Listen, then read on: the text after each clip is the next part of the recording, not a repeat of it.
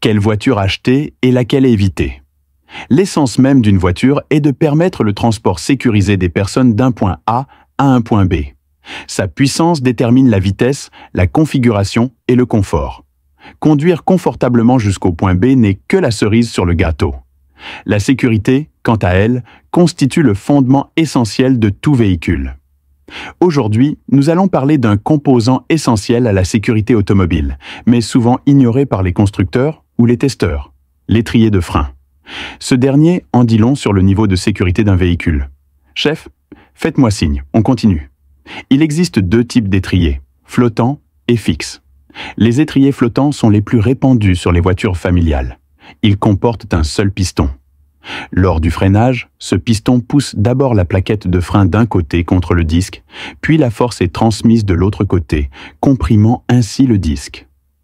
Ce fonctionnement entraîne une répartition inégale de la force sur les plaquettes, causant une usure irrégulière, un possible desserrage de l'étrier et un freinage moins efficace. La puissance maximale de freinage reste modeste. Autrement dit, les performances sont moyennes. Cependant, ce système a des avantages. Avec un seul piston, la structure de freinage et le circuit d'huile sont simplifiés, les coûts de production sont faibles et l'entretien est plus facile. Pour une voiture familiale, de petite cylindrée, avec une puissance modérée et un poids d'environ 1 tonne, ce type d'étrier est suffisant pour la conduite quotidienne. À l'inverse, les étriers fixes sont plus complexes. Ils possèdent des pistons des deux côtés, d'où leur nom de frein multipiston. Lors du freinage, les pistons agissent simultanément, comprimant les plaquettes de chaque côté du disque.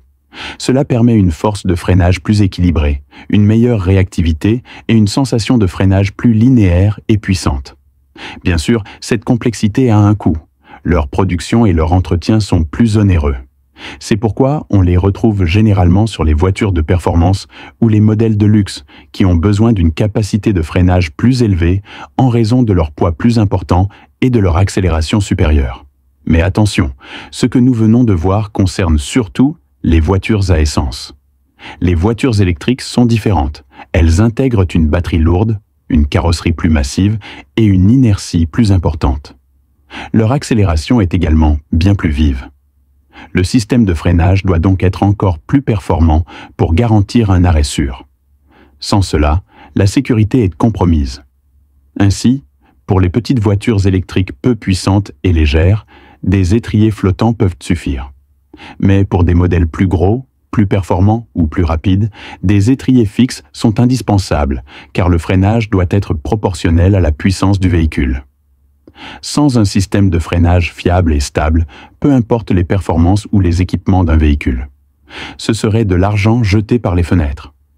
Comprendre ces principes de base permet aux propriétaires, notamment de petites ou micro-voitures, de mieux évaluer la sécurité de leur véhicule. C'est tout pour aujourd'hui sur la chaîne automobile. À très bientôt pour un nouvel épisode.